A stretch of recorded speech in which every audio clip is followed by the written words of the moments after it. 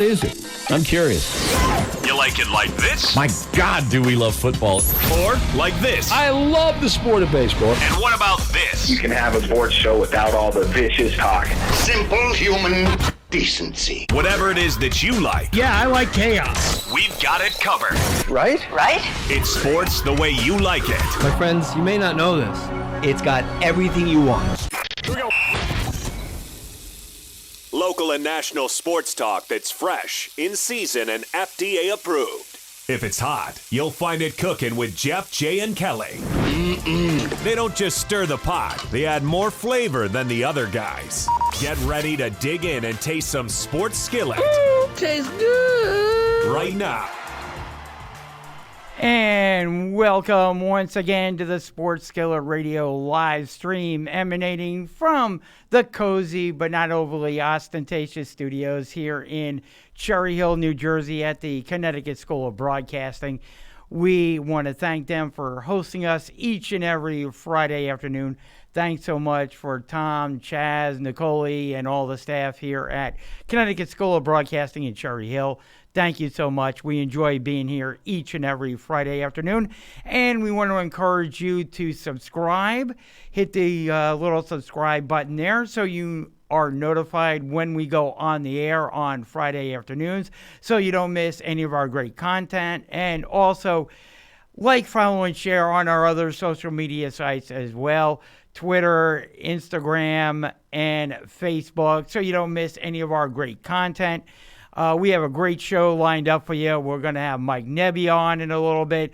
Joe Ippolito, our new contributor, is going to be joining us as well. I am Jay, and what would a Friday the 13th be without Jason, So I am here to be your Jason, it is Friday the 13th, and I got Jeff Scott in the studio with me as well. You're really going to try that, aren't you? Well, I want to try and take some people's mind off of this whole coronavirus thing that we have going on. I know everybody's been beaten over the head with it. I know everybody is having anxiety over it. What should I do? What shouldn't I do? Should I go out? Should I stay home? If I go out, what places should I go? You have schools being canceled and parents having to deal with that. And then you have... And it's bad when Disney World shuts down. Exactly. So Disney shut down for a couple of weeks there. I mean, it's... And then you have parents compensating with that. Like, I can't go to work because I have to find a sitter for my kids or... that's what happened with, I was over at my friend Ben's house last night, and I stopped in real quick to see him. And, he told me, he was like, he works at a car dealership up in the Flemington area. He works, in the auto shop there. He's a manager there, a supervisor there and everything. And, he was telling me, it's like a ghost town up there. And he's like, all my guys are calling out, because their kids are off from school. They're, so they have to deal with that and find childcare. So they're like, hey, I can't be at work tomorrow because my kid's school just notified me that they're closing down. So, we're going to be talking to Joe Ippolito in a little bit on the college scene. A lot of the colleges are closing down as well and having people remotely work from home and everything. I mean, everything is just coming down to a standstill. Yeah. I am curious about the college because the dorm situation, you have everybody in those big buildings, almost like being in a hotel almost. Yeah. Like, does that affect this at all? I mean, we talk about people getting quarantined on a cruise ship, and it's almost like a petri dish. So what's the difference with, at a college? So I'll have to ask Joe about that. Exactly. And not only that, I heard on one of the news outlets that the kids going to college, and this is another question for Joe coming up, is the fact that they pay for their meals in advance. Like a lot of the students on the college campuses have these meal plans that they pay for. And now that the colleges are shutting down and have no idea when they're going to reopen, they may be shut down for the rest of the semester. I mean, a lot of them end in So do they get their April or money May. back? So that's so that's the thing. It's like, okay, I'm staying in the dorm. I'm on a meal plan. Do I get my, I want my money back. We paid for this. You're not providing me with meals because I'm home. Yeah. Or do they wait till next year and say, we'll just move this over next year and not charge you? Yeah. And, like a lot of the sporting events are doing with their tickets, like hang on to your ticket. We'll, you can use it next year or reimburse. Yeah.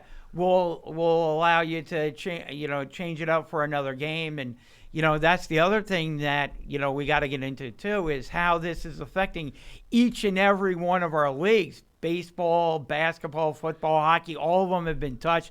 The XFL, we were just talking about it off air. XFL has shut down in its inaugural season before we were able to get to the championship. Yeah, and we're only halfway through. Is this week 6 now? Yeah. 7? I forget. They had the playoffs coming up next month and the championship, and now they have to shut down. But it kind of works out for the players in the XFL because once they go through their exit physicals, and they do this in the NFL, once the season is over, all the players on every team go through these exit physicals. Teams check them out and everything, and give them, okay, here's what I want you to do in the off season to get healthy and improve yourself so that when the season opens up again next year, we want you in the best possible condition. So here's our recommendations for you and everything. But it kind of works out for some of these players in the XFL because now once they go through that exit physical from the XFL, they're going to be free and clear to sign with any NFL team. Well, are they going to do that, or are they going to hold them to their contract for this year? Well, no, to finish it? They announced that they're going to be free and clear. Oh, they're going to be okay. So the players, I think they're going to hold the coaches to their contracts, but the players, I hope so. the players are going to be free and clear to sign with NFL teams. A couple of them have done really well, and in the half season that they played, gotten some eyeballs back on them. Josh Johnson and some other guys. The quarterbacks and whatnot. So they're going to be free and clear to sign with these NFL teams. So, and it comes before free agency and before the draft. So now if you're an NFL team and you need maybe help at a wide receiver position or running back or quarterback, you can look into this pool now and pull whoever you want. Before free agency and the draft open up. So it's otherwise it would have been after free agency for these guys because it would have been late April. I think maybe even after the draft as well. So, they might not have had this opportunity to sign with the NFL teams. Now they're given this gift opportunity. You can see, half a season of film, what I was able to do in the NFL. And I'm sure, maybe some of these guys will be given tryout contracts or maybe signed to the practice squad or something like that, or at least training camp contracts, So this works out pretty well for the XFL athletes, Well, at least for the athletes, but as a business standpoint, like you're losing. Let's hypothetical. Let's say you lose half the players because they go to the NFL now. Yeah. What does that say here? Because now you have to start over from scratch, find more new players, teach them again, and now you're back to square one. Yeah, it's an open door of opportunity. Is what it creates. Because I know these guys love their experience in the XFL. I know that they've enjoyed their time, and some of them has thrived, and it's given them a new opportunity. Yeah. So kudos to them for taking advantage of it. And hopefully they also realize too that game rules and gameplay is a little different in the NFL as opposed to the XFL too. Yeah. So you got something totally new. You have to restart from scratch almost. Like the whole. Not necessarily. You have to fill the positions. Yeah. So you're going to get. So other guys are going to get an opportunity that maybe, in the past they wouldn't have. So, as guys graduate, to the NFL. which is maybe one of their dreams. I just want one more chance, and this was my way of going out there and proving myself and showing the NFL that, hey, I can be maybe not a starter, but maybe a bench player. Maybe I can help you out on the practice squad, get back in there. It's a whole new opportunity for some of these guys. Yeah. I mean, that's the one thing I liked about the XFL too, is like, people that couldn't make it right away out of college and stuff like that, they still have a chance. So it's like, okay, I can't make the NFL, let me try for the XFL, work there, build myself up, like you're saying, get some eyeballs on me, and then maybe try out for XFL. So that's what I liked about the XFL. Yeah. Try out for the NFL. See, all this acronyms are really messing with me.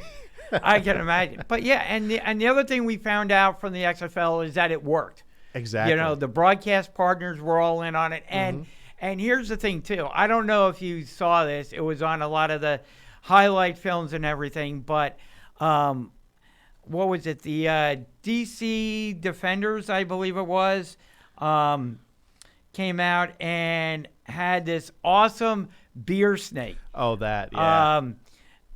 During one of the games, and Oliver Luck, the commissioner of the XFL, was there on the sideline with an empty beer cup, and he contributed to the beer snake that was on there. And, that's just one of the things, you had a lot of these commissioners are up in the booth, and Oliver Luck was down there on the sideline, and, he saw the beer snake. That he said, why not? Exactly. Here you go. That's the kind of fans that we want here in the XFL. Exactly. And to make up something that makes no sense, but why not? Let's do it anyway. Exactly. It was awesome. It was the DC Defenders created the beer snake with the help of Oliver Luck. On there, and it was just awesome to see this whole beer snake coming down. And again, you wonder if the NFL, and it was highlighted on the shows and everything, and the XFL tweeted it out and everything. And so you wonder if the NFL will do a similar thing, if something like that takes place in the upcoming NFL season. Yeah, maybe the popcorn. Do they still have those popcorn holders? With the little thing. I think so. I don't know. See, I never really went there, so I don't know what they have. But get those and get a popcorn snake going or something. There you go. Like, you make anything start. Exactly. And so, and that's one of the things we want to talk about. If you are listening out there, feel free to comment on our YouTube page. And if you want to call into the show, we'd love to have you call in. 856-330-4749 is the number if you want to join us live, or you can just type in comments, and we will be talking to Joe Ippolito and Mike Nebbia coming up about the coronavirus. But again, I wanted to talk about some other issues that we have going on as well, because I know everybody out there are literally being hit over the head with everything coronavirus. And I know that you guys want to learn as much about it and be as informed about it as you possibly can. And all the sports have basically shut down for the immediate time being. And before you get too far, Jay, talking about the YouTube page, just want to say hi to Rob the Dude out there who's actually watching us. So we got a new guy. Actually has some comments over here. You can actually see it too. He agrees with everything we've been saying. It is a large pool to pull from, and they're aiming to be in the minor league, so that's actually a good thing. So exactly.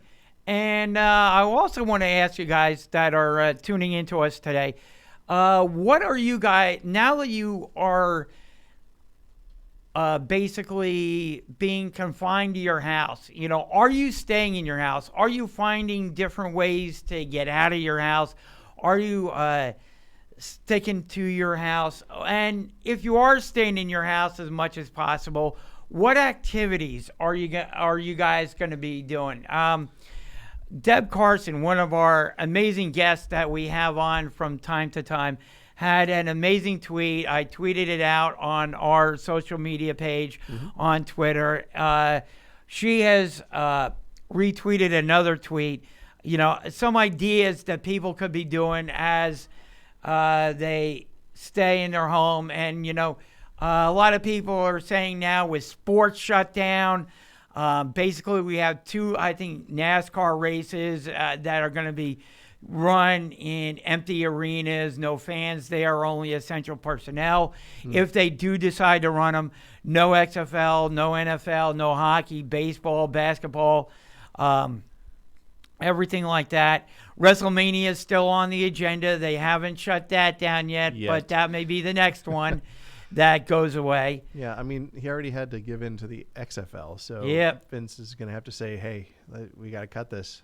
It's still a few weeks away, and the latest, and feel free, guys out there who will listen, correct me if I'm wrong, but the latest that I heard on WrestleMania is that Vince has not shut it down as of yet, as it is a few weeks away, but the city of Tampa Bay is waiting to see what the WWE does this coming week, if they shut it down or not.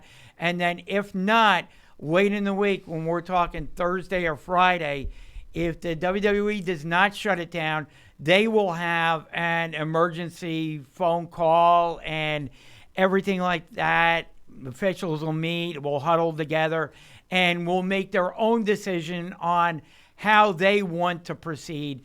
If they want to force the WWE and say, you know what, too many fans, we're not, because WrestleMania is going to draw 80,000 people, if not more than that. And the city of Tampa Bay may just shut it down on their own and say, that's it, But, that'll come next week. And I think both sides are waiting to see what the other one does. Vince McMahon and the WWE are saying, you know what, we're not going to cancel. We're going to go forward, and we're going to force the city of Tampa Bay to cancel it. Tampa Bay is on the opposite side and saying, you know what, we don't want to be the bad guys. We don't want to look bad, so we're going to wait for the WWE to cancel it. So both sides are waiting to see which one presses the button first, and push comes to shove, it looks like it's going to be the city of Tampa Bay, because I don't know that Vince McMahon and the WWE is going to cancel it. So it may come down to whatever the city of Tampa Bay decides. That's true. Bone Crusher just chimed in. He says he'll be watching people playing Madden. So I think that's where you're going to get your football kick. The esports, there you go, which you can do online. Yeah. Or just, if you go out, go buy the game, and then there's all your football you need for the rest of the season. Exactly. So that's something you could do. Some suggestions that were thrown out there: read books, listen to podcasts, especially this one. Exactly. Discover your kids' passions. If you have kids, reconnect with them, discover what makes them tick a little bit more. Go to work because, they don't. Hopefully your work is open, or, exactly. Game night with your family, that's another thing. Maybe you got old board games from the 1970s or 80s or 90s, Just don't play Monopoly. Well, No. You are not a Monopoly fan. Nobody is. And if you say you are, you're lying. Well, I think my brother Jeff and my dad like playing it, but they play the electronic version. They don't grab the board out from the closet or anything. But, that's another thing. Have a game night with your family. Learn a new skill. Maybe you have something that you've been putting off for a while, and now might be that time where you say, you know what, since I'm home anyway, let me go on YouTube, or let me bring up something and learn this new skill. May help me in the future. Yeah, another thing you could do, seek counseling for that drug problem, Rob, okay? I'm calling you out. I saw what you posted. Maybe, that's another thing, Unless it's Flintstones vitamins, then in that case, go right ahead. So that was another thing that you could do. Here's something that people can do. How about, I know you guys all I know a whole lot of our audience set this up as a New Year's resolution. And time sometimes gets away from you, but here's something you can do is start exercising. Get that New Year's resolution going. You may not want to go out to the gym, but you can exercise. There's exercises you can do around your house, that don't require you to go to the gym. Push-ups, sit-ups. Maybe you have some old exercise equipment that you got years ago, just kind of gathering dust. You have an exercise bike or machine around your house that you want to get into, and now would be a good time. A rowing machine, some stuff that's just gathering dust. Start exercising. Or better yet, take a walk around your block. Yeah, I was going to say that. Walk around the block a little bit. Go around your neighborhood. I mean, you don't have to stay indoors all the time. No one says that. No. You don't. And you can get outside. Weather is going to be, I know it's kind of rainy today in our area, but you can always get outside, take a walk around the block, cardio, run up and down if you want to not walk around the block, run up and down your driveway a couple of times. Oh, yeah. Tape it so when you slip and fall, you can put it on YouTube and make a lot of views. And there you go. And go viral, Exactly. Yeah, make YouTube videos. There's another thing you can make. Make YouTube videos. Absolutely. That kind of goes along with the podcast thing, Exactly. So there you go. And, and learning a new skill. And that falls into learning a new skill because you want to have your YouTube video as professional as possible. Mm-hmm. So that goes with learning a new skill if you haven't done a YouTube video before. So there you go with that. And here's another thing you could do too. While you're sitting at home and you think that you're bored, you know what? Hey, bring out your phone, bring it up, and you know what? Call someone who cares. Exactly. Oh. And but go through your address book. I'm sure there's people in your address book, contacts that maybe you haven't talked to in a while, that you've just been too busy and time slips away from you. You're sitting at home, you're not going out, give that person a call, see how they're doing. Yeah, update your blacklist while you're at it too. It's like, I don't like that person anymore, cross them off. Exactly. Hey, go through your friends list on Facebook. You know what? Hey, some of these guys, I don't know who they are. I haven't spoken to them. I don't, they're just kind of there. So maybe you want to go through your friends list on Facebook and pare it down. Exactly. You haven't gotten around to it. You're sitting at home. There you go. Send emails. If you're not going to call somebody, which probably you should do, but maybe you want to send emails. There's a whole bunch of emails in your box that you haven't gotten to, or you want to clean up because, I don't know, maybe you're out of storage in your Gmail and you can't send podcasts anymore. I don't know who that would refer to. Yeah, I don't know who that. Or fix up your computer and organize some of the files that are on there. Yes, exactly. Don't have them on your all on your desktop.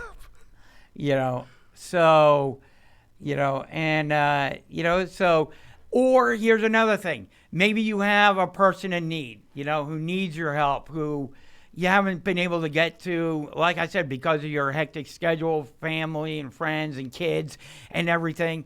So help out a person in need, maybe an elderly neighbor or something like that. You're not sick. You don't want to get them sick. You're both fine right now. So maybe you want to help out that elderly neighbor, or there's a person in need that you can go in and help out. Mm-hmm. There you go.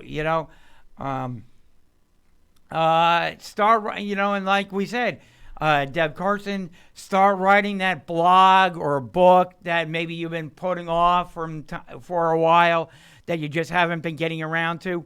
There you go. Exactly. There's plenty of ideas that I'm sure people can come up with, and feel free to keep tweeting them out.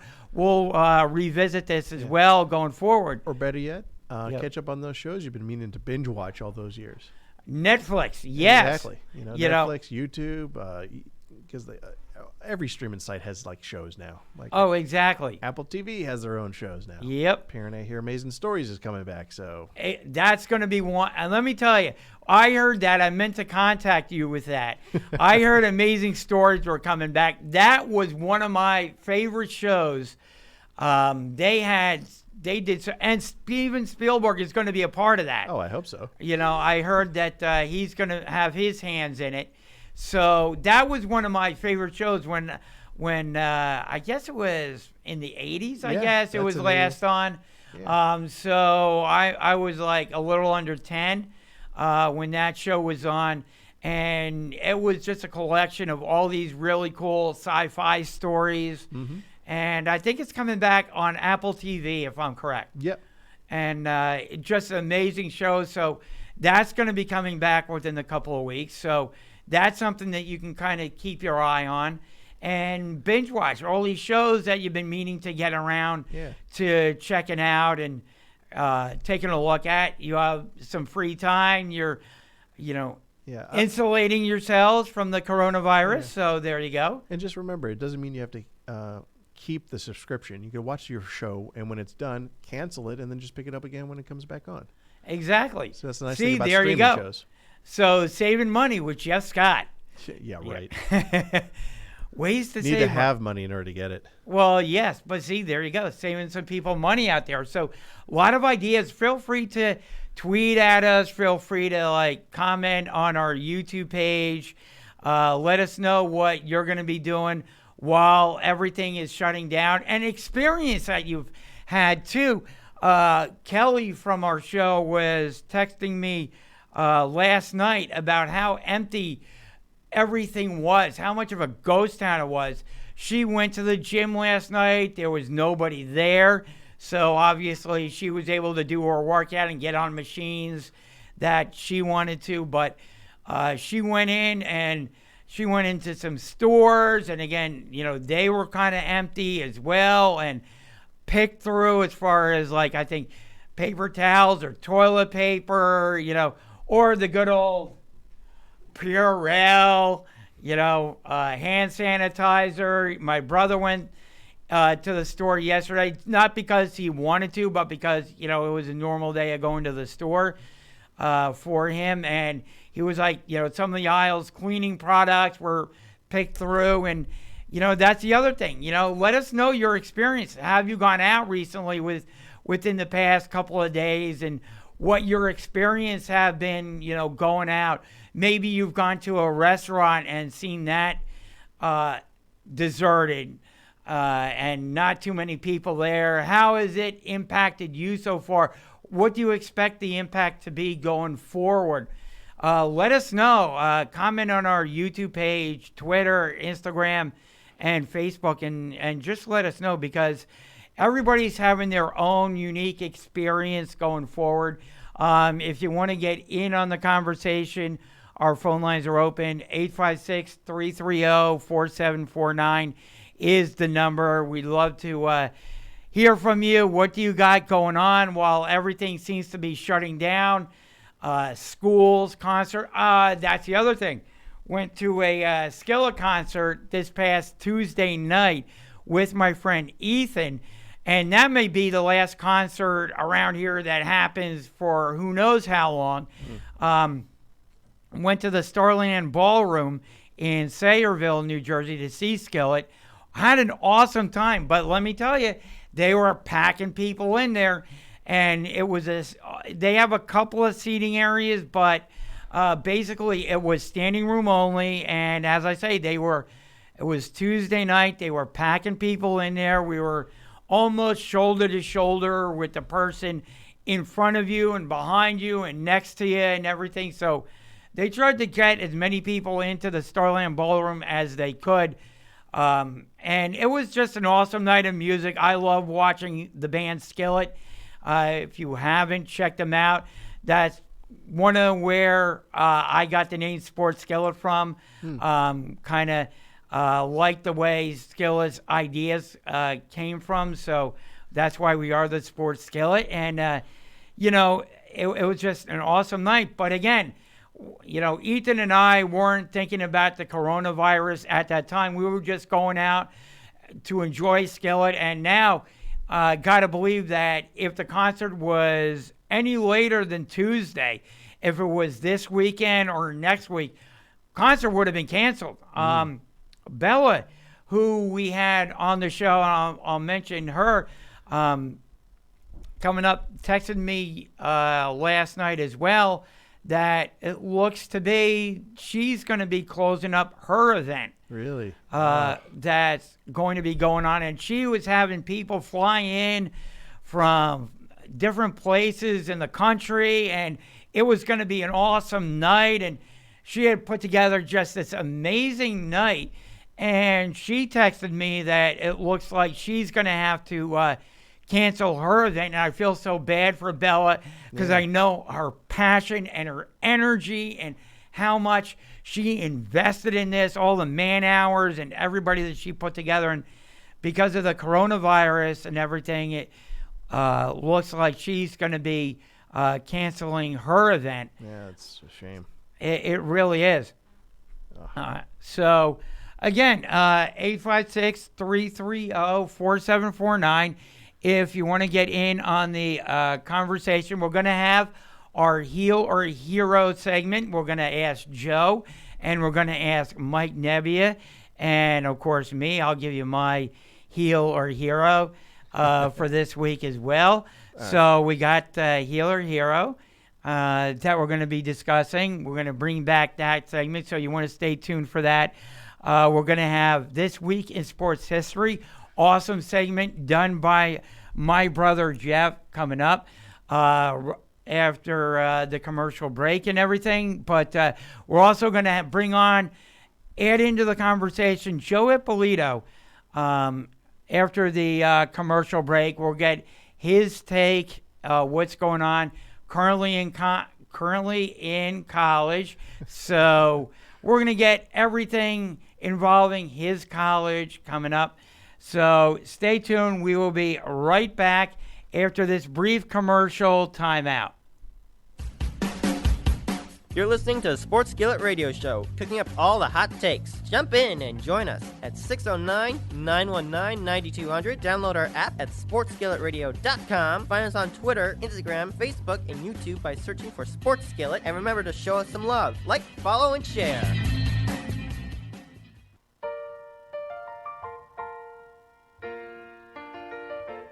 Remember the TV show Cheers, where everybody knows your name? Never been there. But every time I walk into Wildflowers restaurant on Pennington Circle, I feel at home and that I belong. Friday night, I headed over to Wildflowers, and even though it was packed, I easily found a seat at the bar and got cozy with 17 TVs. Baseball, golf, entertainment TV, you name it, including all NFL games. The bartender Dave suggested I order the Buffalo Wing Sampler, and you could tell he was a fervent fan. But reviews on Wildflowers Inn Restaurant Facebook page demanded I tried the garbage truck pizza, and Kelly had just arrived and promised to help me dig in. Then it came. Garbage truck pizza does not live up to its name because it smells amazing and it tastes even better. Freshly sliced peppers and pepperoni, garlic, mushrooms, mozzarella, and meatballs all baked on this incredibly crunchy and warm double crust to hold it all together perfectly. Heaven, especially with one of their 23 beers on tap. I'm a believer. Go to wildflowersinrestaurant.com for more info or just come in. They are conveniently located on the Pennington Circle, right near I-95.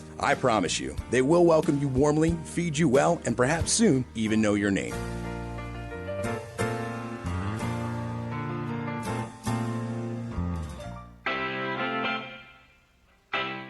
You're listening to the Sports Skillet Radio Show, cooking up all the hot takes. Jump in and join us at 609-919-9200. Download our app at sportsskilletradio.com. Find us on Twitter, Facebook, Instagram, and YouTube by searching for Sports Skillet. And remember to show us some love. Like, follow, and share.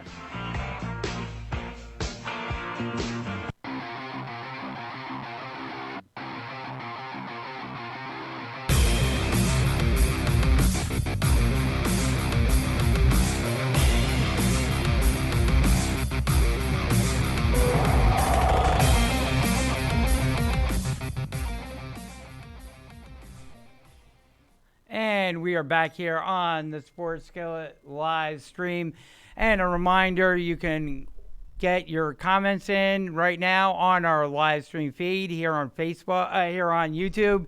And reminder to hit that subscribe button so you know each and every Friday when we go live on Friday afternoons, you're right here ready to join us. And you can also comment on our other social media sites, Twitter, Instagram, and Facebook, and check out sportsskilletradio.com, where you can download our app, the Fox Sports Radio 920 The Jersey app, so you can join us on Sunday mornings at 11 a.m. You can also get all our great content on the website as well. So if you miss out on anything, it'll be right there for you on sportskilletradio.com. Remember, there are 2 S's in there, S-P-O-R-T-S, S-K-I-L-L-E-T, radio.com. So you want to head over there for all our great content and information. But remember, too, to like, follow, and share so you get all our great content out there as well. And as I promised, we are going to bring into the conversation our new contributor, Joe Ippolito. Joe, how are you doing today? Usually I'd say I'm good, but given recent events, I'm quite sad right now. I can believe it. So give us the standing. Where does everything stand with your college right now? Well, right now, for people that don't know, I go to Seton Hall University, and right now, on Tuesday, in the middle of my class, all online. They said all classes were online until next week, the end of next week, and then they just said they're online until after our Easter break. So I believe that's April 14th, and maybe there's an update from them. All intramural sports have been postponed and canceled. The school's devastated right now because of the basketball team.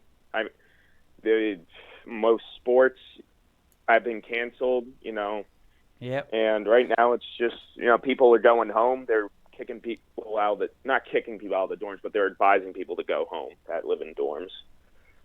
That was actually one of my questions. Like, how is the dorm situation going? They're not making people, but I know a lot of people are going home. I don't live in the dorms, so fortunately I don't have to deal with that, but campus is almost empty for the most part, other than people that work there regularly. And what about have you heard anything about the meal plan? If they're going to, because I know a lot of the people that stay in the dorms, they have these meal plans. Jeff and I were discussing what colleges may do regarding that, if people are going to ask for their money back, or maybe they extend it to next year if they're like a junior or below. Have you heard anything regarding that? Honestly, I don't know what's going on with the meal plan. I hope I don't know what's going on because the coronavirus could be contracted through food for all we know, and the people that work in there. But also, if there are people in the dorms, what are you going to do? I believe if there's people that need to stay that can't go back, they will accommodate housing for them. But I don't know how the food situation is going to work. Gotcha. So you mentioned it briefly. Let's delve into it. Seton Hall was revving up for probably a good postseason in the NCAA tourney, if not, your conference championship. All the athletes have to be devastated that it's not going to happen this year. Yeah, it's the feeling on campus is it's just wherever a lot of people are upset right now. We saw probably one of the greatest players in Seton Hall history play his last game, and we didn't even know it against Creighton, and it was a loss, unfortunately. But Miles Powell, especially, he was only 22 points shy of being second on the all-time scoring list, which he could have easily done throughout the Big East tournament and the NCAA tournament. And, Seton Hall was legitimate. I think they were legitimate Final Four contenders this year, as a lot of their analysts had them. And, just to have, not have that opportunity is horrible, and especially for all the others, like Rutgers. Rutgers was going to make the tournament probably for the first time in years this year, and now they don't have the chance. Blue Bloods will bounce back, but teams like that never have that, like Dayton or something like that, or San Diego State, that usually aren't this good. They may never have a shot like this again for a long time. Exactly. And I heard, It's been talked about, I think, on social media. I don't think that it would happen because of the logistics involved, but there's been talk that, well, you know what, let's have the seniors come back and maybe play in the tournament next year, or give them some type of exception so that the seniors can come back, and play if they want to next season. But I think realistically that would be a logistical nightmare for the college team. And feel free to disagree with me if you want to, but I'm looking at the money involved, the scholarships involved. Teams only have a certain number of scholarships per year that they can hand out. So, getting the players back next year when they're spread out, because and we're talking just the seniors here. They're going to be spread out. They may be playing on a professional team. Maybe they're doing their own thing. They've gotten jobs or what have you, spread out all over the country. So logistically, getting them back in-house, who's going to pay for where they're going to stay, that type of thing. And are they going to be a partial scholarship or what have you? And not only that, but you look at it, if they were to do that, now all of a sudden you're affecting all the other players that are stepping up on the teams. Freshmen become sophomores, juniors. This is their time to shine. This is their moment in the sun. This is something that they've been working towards. And if you're bringing back some of the seniors, now all of a sudden they're taking minutes away from all the other guys that have worked their tails off to succeed and to have their moment in the postseason. So I don't see that logistically happening. What's your thoughts on it? For the most part, I agree with you. I think about in terms of coming back for next tournament, that's pretty much out of the question. But yeah. I was thinking, maybe they once the pandemic, maybe if it declined by say April or something like that. If they started the tournament around mid-April, they probably finish the tournament up in time for, or just around most people's graduations. Yeah. I thought maybe they'd be able to do that, but I think overall this is the right. As much as it pains me to say, it's the right call, and unfortunately, we're going to have to. Most sports shows right now are going to have to be talking about. I don't know what they're going to be talking about right now. They're going to be talking about this, but in terms of sports, it's going to be tough. The MLB season, I guess, is still as far as I saw, they just pushed back opening day by 2 weeks, which isn't that huge of a deal compared to the other things that happened. But there's not even even the more minor sports like golf aren't even on. They canceled they postponed the Masters, they postponed the PGA Tour. Yep. And honestly, throughout this whole situation, I feel like this could really hurt the XFL's chance of really growing, and it's not their fault, but it's an unfortunate situation. But they may really suffer from this in the long term. It could be. I mean, I thought they were gaining momentum, and I mean, I mentioned the beer snake with Oliver Luck that happened, last weekend, and that was great. It was fantastic. And to see a commissioner of a league take part in it, it was absolutely awesome, And, so I thought the XFL was gaining a lot of momentum and everything. I mean, basically now we're down to horse racing. I think NASCAR is going to run a couple of races, but they're not going to have any fans there. And we've got WrestleMania that hasn't been canceled yet. I think those are the last three things that are left standing. Yeah, so I guess for people like me that are indulged in sports all the time, I guess I could find a new hobby, I guess. I don't know. Catch up on a TV show that you've been caught up on, I guess. Yeah, caught up on. Yeah. Yeah, that's what Jeff Scott and I, and we're talking about different reasons to different things to do while people are squirreling away in their houses. Are you planning to go out at all? What's the deal with you while you're off? And telecommuting, I will say. Other than having to keep up with my online classes, I'll probably be. To be perfectly honest, I'll probably be playing more video games. I'll probably be.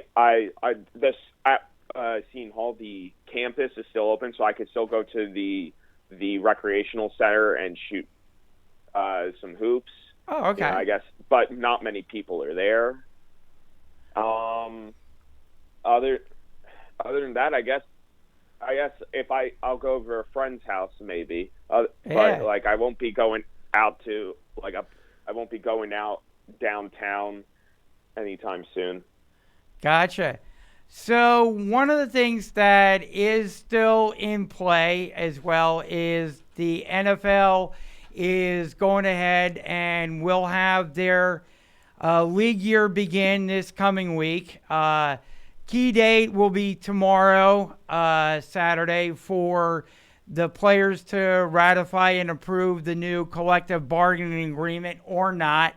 If they don't approve it, who knows what the NFL will do with the new league year, if they'll push it back. But looks like the players are going to accept the new CBA. Some players have been outspoken against it for different reasons. But assuming they approve it tomorrow, then what will happen is on Monday, the legal tampering period will begin, where teams can call up different players and submit contract proposals to them. They can't go into effect until Wednesday, but they can talk to the players. They can essentially leak out different contract situations will start leaking out as far as years and money. Let me get your perspective. Do you think they should go forward with this, or do you think they should push it back a little bit just to give people maybe a distraction from everything going on with the coronavirus? I definitely think that they should move forward as planned. As there's no, I think, team workouts and OTAs and mandatory practices that start in the beginning of the year will not be, they probably won't be scheduled on time depending on how this pandemic works out. But definitely in terms of free agency and players knowing where they're going to be by the time the season starts, I think they should definitely continue with that. And right now, the free agency frenzy, is something that a lot of people look forward to, and it would be you're right, it would be a great distraction for all that's happening right now. I know personally, as a Giants fan, I would be excited. I've been seeing reports out that they're ready to offer Jadeveon Clowney a big contract and someone like him, a pass rusher, some of the Giants have been needing for the last 2 years. So, just something like that, a perspective from a fan, I think that's something that would be great. And unless an NFL player or someone major in any organization tests for coronavirus, I think that they should move forward as planned. I agree with you, because this is something that is not an on-the-field issue. It's something that, it's basically emails that's being traded back and forth. It's something that you can do online. You're just trading contracts back and forth. The players involved. You don't have, teams are not going for that face-to-face thing anymore. It's always contracts and terms and years and whatnot that's being traded back and forth. And if they needed to talk to a player, there's FaceTime, there's different ways that you can get them. You can talk face-to-face with that particular player now, that you don't need to be in the same room with that free agent. So I think it would be a huge distraction from everything in the coronavirus world, because we're being drummed over the head with it. And, just being able to go back and forth to, like I said, my favorite team is the Eagles. So if the Giants got Jadeveon Clowney, that would be something that, fans can go back and forth on social media on.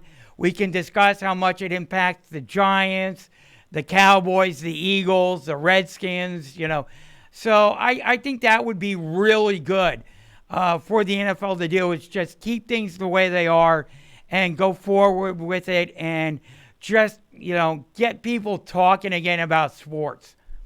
Speaking of the Eagles, I don't know how much you've seen this, but what are your thoughts on them bringing in Byron Jones from the Cowboys? Because he's asking for a bit too much from them, and I don't think they're going to re-sign him. They're going to focus more on Dak right now and Amari Cooper. So, yeah, what are your thoughts? I definitely think I totally agree with you. I think that they are focusing on Dak and Amari. I think Dak looks like he's going to be franchised because with all the negotiating they've been doing with him, especially now as the deadline is coming for the franchise tag, that'll come Monday as well. So you got Dak coming up. So I think probably Dak is going to be franchised, and then it'll be his move as to what he does as far as training camp goes. Is he going to show up, in OTAs? Is he going to show up? Is he not? That'll be something to monitor going forward. But then also as well, if they do end up franchising him, all that money goes on this year's cap. So that would affect Amari and any other free agents that they would want to go out and sign too. So that will be interesting to monitor going forward. As far as the cornerback goes, I think that, he is a very good corner, but I think the Eagles are looking more towards, I want to say maybe the draft or somebody that might cost a little bit less to bring onto their team. I know that they are going to be cornerback hunting, though. Yeah, I agree. He's asking for a little bit too much. He's close to a top 10 corner, borderline, but he's asking for top 3 corner money right now, and I just don't think he's worth it right now. I agree with you. I'm looking at his, he hasn't had as many interceptions as maybe some of the other corners have had. Now, if the Eagles have this plan for free agency in the draft and they went out and they signed him, and they're going to be bringing in some other guys as well in terms of backup offensive linemen. They got to look at the wide receiver position. Linebacker is a position of need as well. Who knows what's going on at safety. So they got a whole bunch of positions that they're going to be looking at in this offseason that I don't know if they want to spend a whole lot of money just on one player at one given position, that they may want to spread some money around to all these different positions. And they also want younger players too. That's one of the things that Howie Roseman mentioned earlier this offseason, is finding the guys that fit that are probably in their early to mid-20s, 25, 26, maybe less than that, to kind of rejuvenate the roster a little bit. Because they were one of the oldest teams last year in the NFL. Right. So that's kind of what I was looking at as far as the Eagles.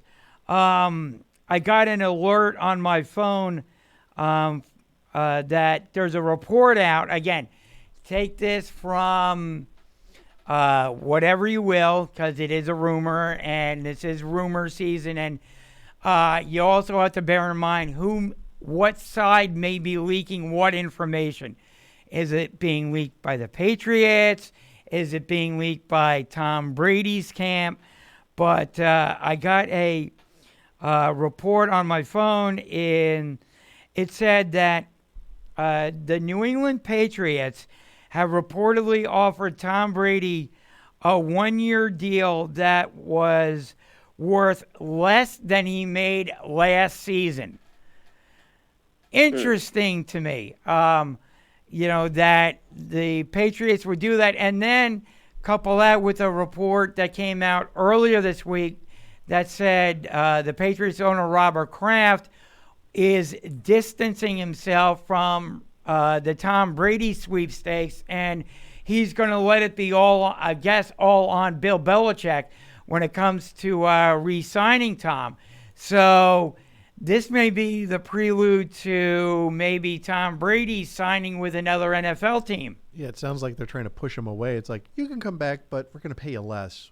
Well, then I'm not coming back. That's like, duh. I think he should be paid less. He's not that good. He showed signs of regression last year, and if he thinks he's worth, I don't know however much he was getting paid, like $20 million, $50 million a year. I'm not sure if he's exactly worth that anymore. He's more of a game manager at this point. Yeah, I think the Patriots may. I think that probably came from Brady's camp, and it may be a way for Tom. And the other thing that came out too is that Tom Brady is building a new business out on the West Coast, and that may be a sign. You look at what LeBron did and everything. Older towards the end of his career, went to the West Coast to build his new business. Tom Brady starting a new business on the West Coast, rumored to be going maybe to the Raiders, maybe to the Chargers out there. So maybe this is all kind of like, okay, I'm going to start preparing people for when I do sign with one of these or the 49ers. Yeah. Or maybe he's doing a business to retire. Yeah. I just don't see the 49ers at all. Like, I don't know. I know it's his dreams. Like, that was his favorite team growing up. But, I feel like the Chargers and, like you said, the Raiders, it would be great for the Raiders being in a new city their first year. They have a brand new stadium, brand new shiny quarterback. Exactly. So, that could be a possibility. And, again, I think the wife and the family, they would probably like it on the West Coast. Nice sunshine out there. So, I think that would be a good sell for Brady to move out to the West Coast. Yeah, one comment was made that he's been underpaid his entire career, even though he's won all those Super Bowls. So it's like, why don't you pay him for everything he's done, not for what he's going to do? I think a lot of times, and Joe, correct me if I'm wrong, but I think a lot of times, in terms of Brady, you are unfortunately paying him for what you expect him to do in the next 2 years, because that will affect your salary. I mean, there's no question that Brady's a first ballot Hall of Famer, one of, if not the best quarterback of all time. But I also think that you also have to look at your salary cap if you're an NFL team, and Brady may be worth, as far as what he's done in the past, yes, he'd be, for his past performance, if you're talking about a 30-year-old Tom Brady or whatever, yeah, he'd be making, who knows how much money, you're talking about Pat Mahomes' money with all he's done in the past. But unfortunately, since he only has, he's talked about playing until he's 45, so that would give him another 2 to 3 years, I believe about 3 years, to play through his 45 season. But I don't believe you can devote that amount of money to Tom Brady because of the fact that you don't know when he's going to fall off that cliff. And when he does fall off that cliff, yes, he got his team, the Patriots, to the playoffs last year, but they were one and done. You look at the fact, compare, right now in terms of career-wise, you can't compare his career to Carson Wentz. But what I will say is, you look at the fact that Tom Brady was playing with backup players, and everybody says, the receivers weren't the best. You look at, Edelman, and he was beat up and shot. And, you look at what he had to deal. Well, look at what Carson Wentz had to deal with on offense. And, he's the Eagles franchise quarterback. And, he got the Eagles into the playoffs. And everybody was extolling how good a job Carson Wentz was doing with his mishmash of running backs and wide receivers and tight ends and offensive linemen and everything like that, and how far Carson Wentz got him, and you see how far Tom Brady, essentially almost operating under the same circumstances, how far Tom Brady was able to get the Patriots. So to me, it was like, you know what? Tom Brady is not quite able to be that force multiplier anymore. But if you put the team around him, like they got on the Chargers, maybe like they got on the Tennessee Titans, or maybe the Tampa Bay Buccaneers, they were reportedly set to go hard after Tom. Not that they're going to land him, but, they're going to give it the old college try. Yeah. So maybe, that is something that they look at, and it's like, I don't think you can pay Tom Brady that amount of money because you don't want him draining your salary cap maybe this coming year or the year after, or maybe the year after that, if it's a 3-year deal. What do you think, Joe? Absolutely. I think for the most part, everything you said was true. If you're the Patriots, maybe you do want to pay him a little bit more, maybe as just a little royalty for all he's done for the franchise. Maybe he could go out one last year with the Patriots, but if he's going to another team, you got to be smart about what you're doing here. The Chargers, like you said, all you can do is plug in a quarterback there, and they're all set right now. And the Buccaneers are an interesting situation because I know Jameis Winston, he had this infamous 30 for 30 season. Yep. 30 touchdowns, 30 interceptions, but 5,000 passing yards. He's an interesting situation. It doesn't seem like Bruce Arians wants to move on with him, and wants to go with a more proven quarterback. But yeah, I could see Jameis improving a lot this year, especially because he just got LASIK eye surgery. So maybe that would help with the interception problems. And in terms of the Raiders, they have Derek Carr over there, but I'm not sure what exactly. He's a decent quarterback. He's definitely better than a lot of quarterbacks in the league, but there's also a good amount of quarterbacks that are better than him. So, honestly, if Brady wanted to go somewhere else one more year, and a team had to, maybe get rid of a not so good quarterback, I think they would do it. And I think that if they were to do that, the proper destination would probably be something like the Titans, where Marcus Mariota's future is in question, Ryan Tannehill's it was just there as like a Nick Foles type of guy. Yeah, I agree with it.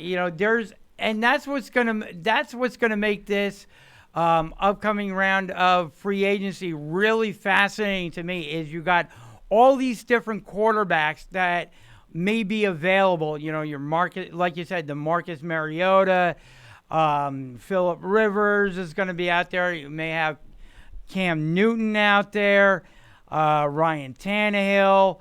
We don't know about just a whole host of Andy Dalton. Who knows what happens with Dak Prescott? I mean, we said that he may be tagged. I don't know if Dallas is going to say to him, you know what, we've gone as far as we can with you. Maybe they tag him. Maybe they just say, you know what, there's an equal or better quarterback out there that they like. Maybe Dallas is a mystery team that brings in Tom Brady for a year or two, and they kind of reset themselves and try to make it work with Tom Brady that would set the internet ablaze.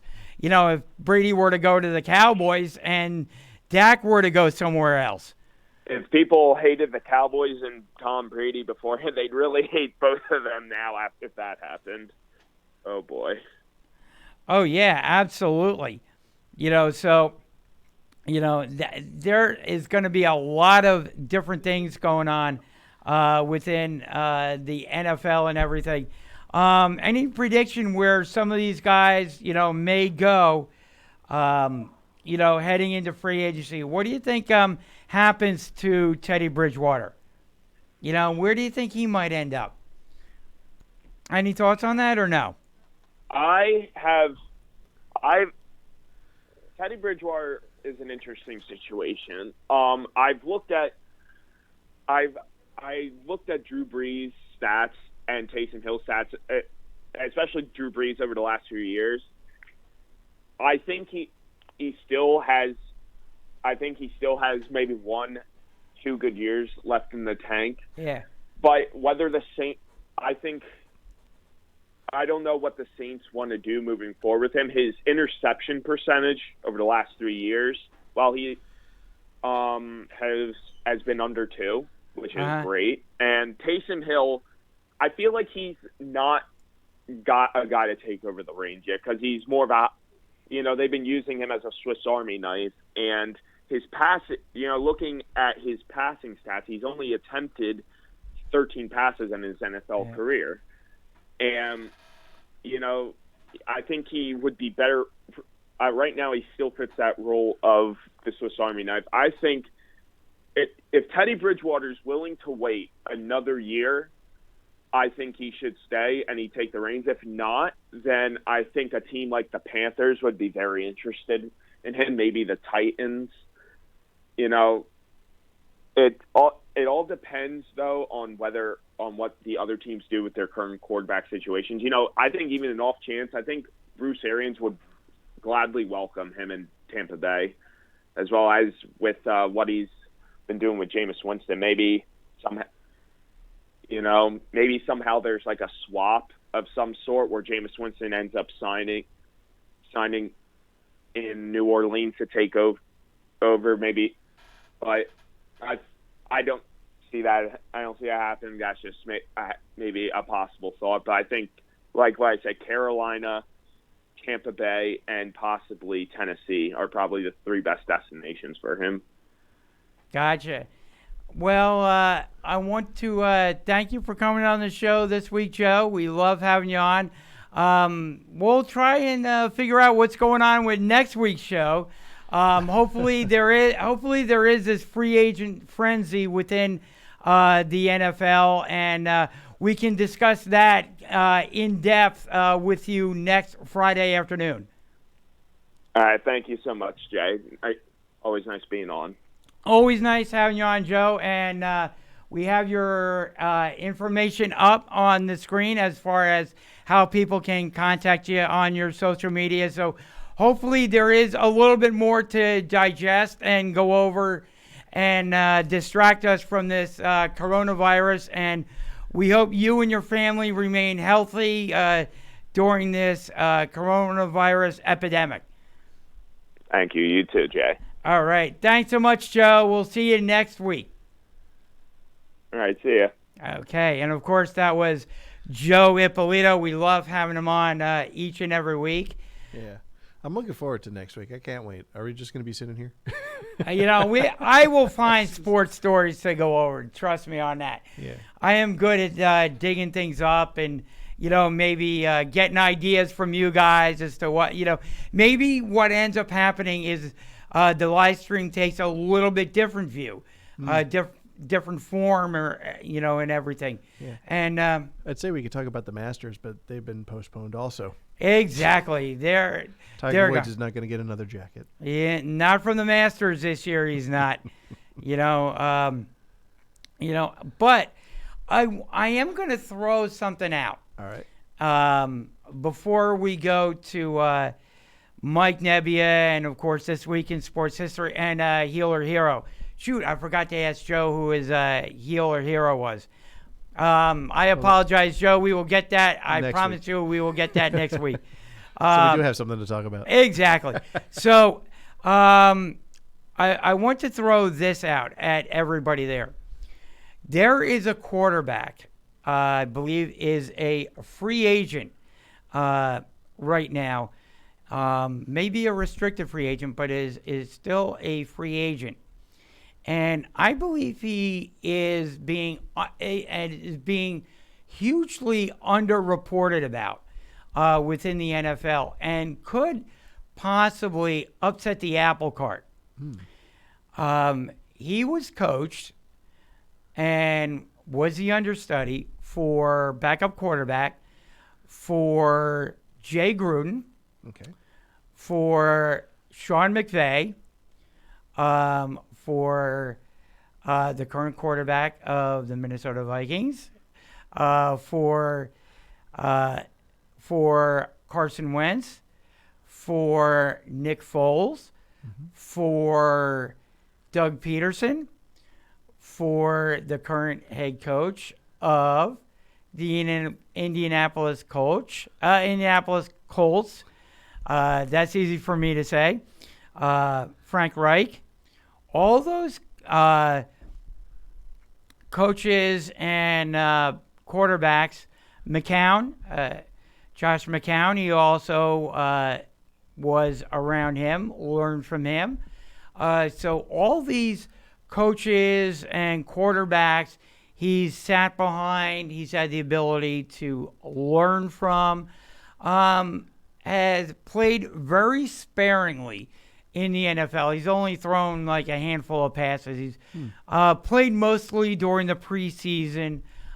Take that for whatever you will. But he has played just about every last couple of preseasons, gotten in there for a little bit of game action, not a whole lot, throwing a handful of passes, kind of similar to Jimmy Garoppolo in that regard. Didn't play a whole game. So he's got this wealth of knowledge, can move around in the pocket, by the way. He's not a stationary quarterback. And what is this quarterback's name? Nate Sudfeld. Former backup quarterback of the Philadelphia Eagles and Washington Redskins. Right. So here's a guy who has, if you're looking for, and I will throw out a team that I could see him going to. Okay. The New England Patriots. Because here's the thing. Bill Belichick likes to get these reclamation projects on his, and young guys who maybe you have heard of or maybe you haven't heard of. He likes these reclamation projects. Likes bringing in guys who may not have done well on their current team or their former team. Likes bringing them in there. He can move around in the pocket, like maybe even better than a Jimmy Garoppolo, right? Has been around these great coaches and these good coaches and these good backup quarterbacks that he's been able to learn from. So he's not a rookie. He's dressed. He's not, he wouldn't. Now, he's a rookie because of maybe getting on the field, but that's the only thing he's missing. Being in the quarterback room, learning from these guys. Say what you will about Nick Foles as a starting quarterback in every team other than the Philadelphia Eagles, but he still is knowledgeable. He still is able to pass on that knowledge. So Nate Sudfeld has been a sponge all the years that, he's been in the league. And here's something. He's a couple of inches taller than Tom Brady. They're both a little over 6 foot. We all know inches count. Inches count, exactly. So Nate Sudfeld is 6'6". I think Brady is around 6'4", 6'3", a couple inches taller. Weight, obviously, is a couple inches taller, so he weighs a few more pounds, 227. So he's, maybe a little bit tougher to bring down than Tom Brady because he can move around in the pocket. If necessary, he can kind of take off. That's not his forte. But if need be, he can run better than Brady. Here's where it gets interesting. Nate Sudfeld was a 6th-round pick out of Indiana, right? Tom Brady was a 6th round pick as well. So same round as Tom Brady, a little bit, so he's got that 6th round pick chip on his shoulder, same as Tom Brady does. So he's coming out in the same round. So very similar. So he has a lot of similar characteristics, except for the fact that he's younger. He's only 26. So again, you're building off of, you're having him for longer than Tom Brady. Been around these good quarterbacks and good head coaches. Got that going for him. So if I'm Belichick, you don't, and the other thing is, being a free agent, you don't have to trade for him as you would Jimmy Garoppolo with the 49ers. Good point. So if Brady decides to go to let's say the 49ers and Brady, end up doing a deal.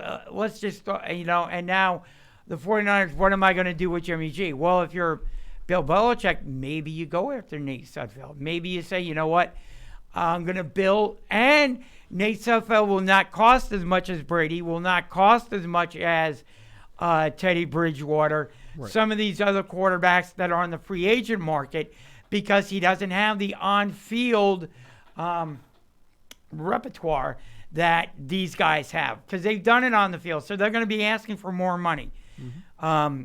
Nate Sudfeld can't ask for that high of a salary. He's going to ask for decent but not great money. And so what you can do with Sudfeld that maybe you might not be able to do with, Teddy Bridgewater or some of the, Cam Newton, you might have to trade for, some of these other quarterbacks.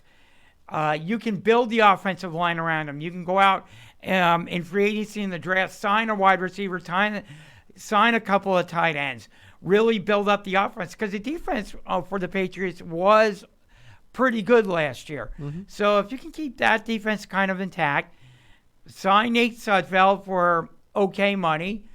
It may be with Nate Sudfeld, you're only giving him maybe a 2-year deal or 2 years and an option or what have you, and just bringing him in. Contract wouldn't be that oppressive, so you might be able to jettison him after a year or maybe 2 of seeing him in action. So, if he doesn't work out, then you just cut him loose, and no harm, no foul, and that gives you a chance to maybe get another quarterback in the pipeline, right? And go for it, and again, he's not necessarily a rookie, so he's been around the NFL, been around some good guys, gotten some good coaching. The only thing he's missing is the on-field experience. Yeah. So he could be a guy that I'm throwing it out here. He could be a guy that goes in and upsets the apple cart. Exactly. On some teams, because the Eagles are going to be looking to bring in Wood. And here's the other thing. Harken back a couple of years, and the Indianapolis Colts had very keen interest in Nate Sudfeld. And the Eagles, in order to keep Nate Sudfeld, thought so highly of Nate Sudfeld. He was on the Eagles practice squad at the time. So the Colts went out and were going to put in a claim for Nate Sudfeld off the Eagles practice squad. So the Eagles had to go in and get Nate Sudfeld, promote him off the 53 onto the main roster. A move that they really did not want to do at the time, because teams nowadays only want to carry 2 quarterbacks on your roster. I mean, they'll carry a third on their practice squad, but they really only want to carry 2 QBs on their 53, because they'll have the main franchise quarterback and a backup, and they'll have a developmental guy that they think highly of, but you know what? You're behind the other 2 guys. If we need you, we'll promote you, but for right now, we're just going to have you on the practice squad. So that's what they had with Nate Sudfeld. They really liked him, thought highly of him, the Eagles did, but you know what? We're going to stash you on our practice squad so that, we'll see how you're coming along and so forth. And the Colts really like Nate, put in a claim for him. Eagles had to promote him to keep him. So the Colts had to go in a different direction. But again, you're talking about another team in the Indianapolis Colts that looked at Nate a couple of years ago when he was on the Eagles practice squad when they had gotten him away from the Washington Redskins. And, so they're a quarterback needy team. Yeah. Not going to say that they're going to go after Nate, but, they liked him before. What's to say that, they don't go after Nate Sudfeld and bring him in and continue to build their roster, because they're another team that is going to be figuring out their quarterback situation this offseason. So he's a guy that they could look at as well to bring into their organization. Yeah, and like you said, he's a free agent now, so he's open to anything. Yep. So what's to stop the XFL from trying to come after him too now? If NFL is not careful, they could lose somebody. Well, yeah. I mean, that would be after he doesn't get anything, which I highly doubt. Yeah. I mean, I highly doubt that Nate is going to go through this entire offseason and even if it's from the Eagles, get a contract offer of some sort. A team will, if he doesn't get an offer to be a starting quarterback somewhere, he will get an offer, even if it's from the Eagles, to be a backup. Right. So I don't think because he would have to go through all this offseason, all training camp, right. When there's always jostling around once coaches see what they have and what they don't have and everything like that. So there's always roster juggling going on. So he would have to go through basically all this offseason, training camp, preseason, and the regular season, and most of the regular season too, if a quarterback goes down, and not be signed by anybody, that I don't see. Yeah, good point. But if that were to happen, then yeah, he would definitely be someone that I could see going to the XFL. But I just don't see it. I just don't see where Nate Sudfeld is right now. And how the Eagles feel about him. They have nobody essentially behind Carson Wentz. So, that's a position too, that hasn't gotten a lot of airplay for the Philadelphia Eagles. I think they have to look at the quarterback position. As far as the backups go, as far as a developmental quarterback, somebody that they can put on the practice squad, they like getting a veteran guy to come in there and help Carson Wentz out, to be that extra set of eyes on there. I mean, you can see just by the amount of chefs that Doug Peterson is bringing into the kitchen, at all the offensive coaches that he's bringing in there. And we know from day one, you look at the backup quarterbacks that Doug Peterson has had on the roster. He likes getting a developmental guy, which may come in the draft. He likes getting or it could be re-signing Nate Sudfeld if Nate doesn't get an offer to be a starter. But he also likes getting that veteran QB in there that can be that extra set of eyes for Carson, which could be a Joe Flacco, or it could be a Marcus Mariota. And wouldn't that set up social media in the Philadelphia area? Because a few years ago, when Marcus Mariota was coming out of college, everybody, the NFL draft was really intense because you had his coach at Oregon as the Eagles head coach, Chip Kelly, and everybody was wondering, will Chip Kelly totally damage the Eagles in the future by mortgaging the future by trading up to get his quarterback, Marcus Mariota? Should he do it? Should he not do it? Chip Kelly ended up not doing it, thank God. Keeping the players and the draft picks and, not trading them all away to get Marcus Mariota. So thank you, Chip, for at least not doing that. So there was a big thing of, do you want Marcus Mariota? How much do you want him? And now the Eagles could have both Marcus, could wind up with, theoretically, could wind up with both Marcus Mariota and Carson Wentz, as their two quarterbacks. And then maybe, Jeff Lurie has said that, going forward, just about every year, the Eagles are going to maybe try to get that young quarterback onto the roster through the draft. Maybe the quarterback, like the Eagles drafted a quarterback, Thornton, last year, and that was just horrible. They ended up cutting him.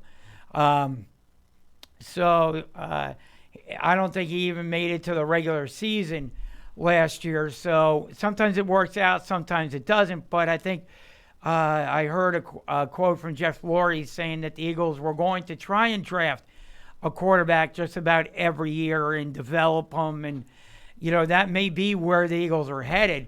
But I also know, like I said, Doug Peterson likes having that proven veteran QB behind Carson because he also wants to be a playoff team. And having that proven veteran behind Carson gives you at least an opportunity to advance in the playoffs. I know that, unfortunately, McCown last year got hurt, tore his hamstring last year, was playing on one leg in the second half. So kudos to him for doing that.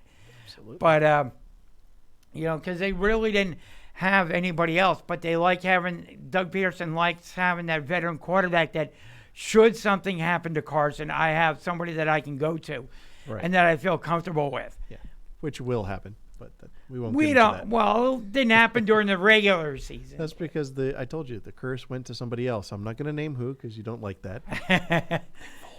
Yes. So what we'll do now, we have a great segment. I hope you guys are hanging with us. I love that you are. What we're going to do is we have a great segment that we have on each and every week. It's called Twish, This Week in Sports History. And what my brother Jeff does, and by the way, you can hear him on our show on Fox Sports Radio 920 The Jersey every Sunday morning at 11 a.m. You can go to our website, sportsskilletradio.com, download the Fox Sports 920 app. So not only do you hear our show there every Sunday at 11 a.m., but you also get all the great Fox Sports Radio programming as well. So you can download that app. But my brother does this great segment that we air on our live stream every week here on YouTube. And what it is he recaps all these awesome events that happened in sports history for the upcoming week.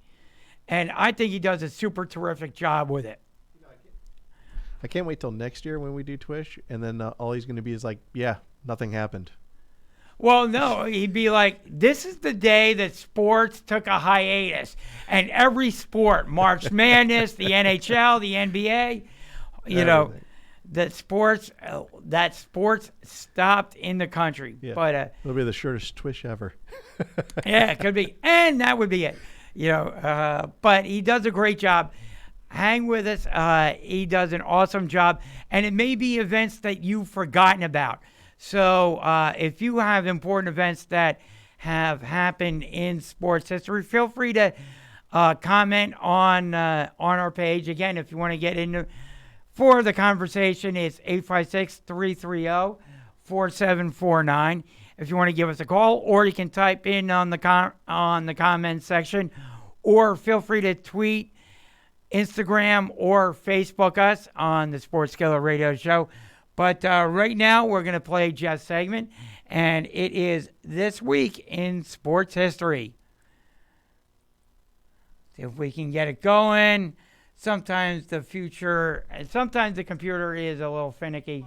Wildflowers Restaurant. I am Jeff There we go. Sellner. Let's dive right into the history books. On March 18th in 1942, two black players, Jackie Robinson and Nate Moreland, requested a tryout with the Chicago White Sox. Manager Jimmy Dykes allowed the pair to practice with the team during spring training. Unfortunately, Dykes had to turn both players away as he felt the White Sox organization would not allow black players to be a part of the franchise. Jackie Robinson would sign with the Los Angeles Dodgers 5 years later, breaking the color barrier. Nate Moreland would never play in the major leagues. On March 19th in 1975, Pennsylvania became the first state to allow girls to compete with boys in high school sports. On March 20th in 1897, Yale and the University of Pennsylvania played in the first basketball game with 5 players on each team. Yale won the game 32-10. On March 21st in 1985, Canadian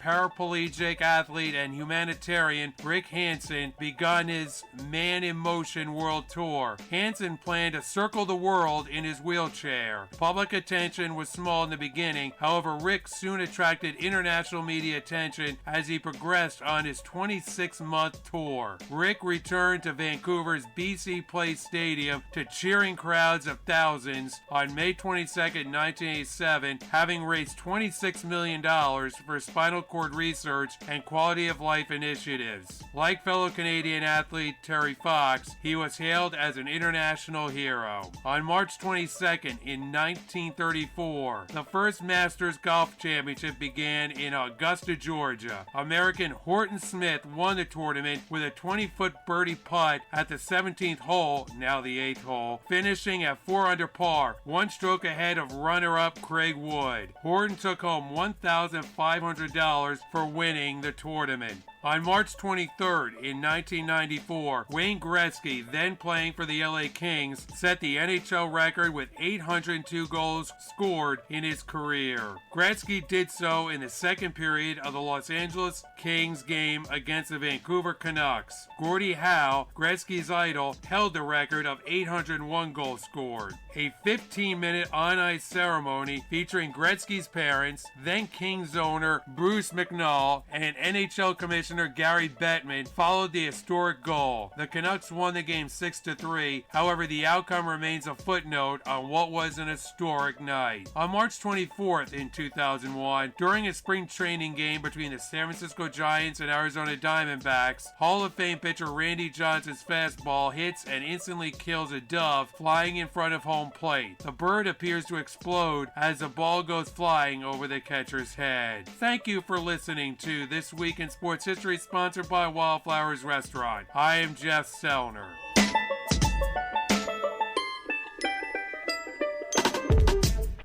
Awesome job by my brother Jeff. And as I said before the break, you can catch Jeff on our weekly show on Fox Sports Radio at 920 The Jersey. You can also listen live at sportsskilletradio.com and also download the Fox Sports Radio 920 The Jersey app. You can find that on our website, sportsskilletradio.com. Click on the subscribe button on our YouTube page so you don't miss any of the great content here on our Friday live stream. And also remember to like, follow, and share on our other social media channels as well, Twitter, Instagram, and Facebook. And check out sportsskilletradio.com for all the latest sports news, show updates, information that we want to get out to you guys. It's awesome, and we love that you're a part of it. Again, if you want to get in on the conversation, it's 856-330-4749 is the phone number, or you can just comment on our YouTube channel in the comments section, and we will respond back to you guys during the live stream. As best we can, obviously. Absolutely. So now we're going to bring in our other contributor. We love having him on each and every week. He is Mike Nebbia. Mike, how are you doing today? I'm hanging in there. I know. It's a lousy week with all the bad news we've been getting. Sports have basically been canceled. How are you and your family holding up in this coronavirus epidemic? We're trying the best we can. Just found out that NASCAR and IndyCar have have postponed races. So So they're not even running in empty stadiums. They've shut down too. yeah. Wow, they joined the other sports. I mean, now with NASCAR dropping out, now it just looks like WrestleMania and horse racing. Well, that's You know, that looks like the last only events there that are going to be running anymore. So what about water polo? Anything on that? I have not heard about water polo. But everything is just shutting down. What's your whole take on the coronavirus epidemic, Mike? I curse it with every fiber of my being. I just wish I could go back in time and stop it before it starts. I agree with you. I would. What I need is a DeLorean, parts for a flux capacitor, and some plutonium. Some illegal chemicals.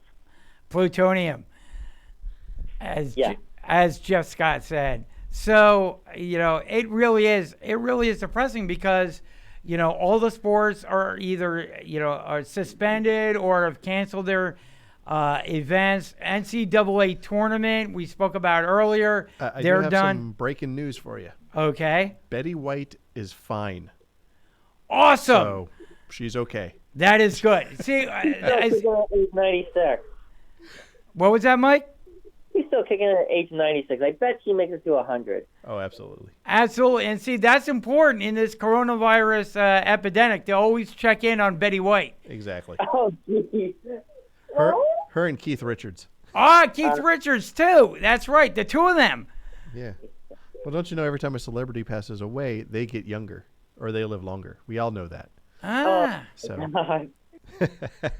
Don't go there. But yeah, those are two guys that you bring up two interesting personalities there, Jeff. Oh, yeah. That we have to check in on. So yeah, NCAA tournament, March Madness gone. Who knows when we're going to see the NBA or NHL again? They suspended their seasons. What are your thoughts on those two sports, Mike? I have no idea. In NBA, I kind of saw coming after Rudy Gobert. NHL, there were no confirmed cases of corona in the NHL, but after NBA spending their season, I felt like they were the next dominoes fall, then MLB, then work its way down to NASCAR. Yep. Oh, my God. And speaking of NASCAR, Mike, I guess they can still work, during this hiatus from NASCAR. That's going to probably affect things as it will with every sport. How do you think NASCAR is going to handle this going forward once they resume?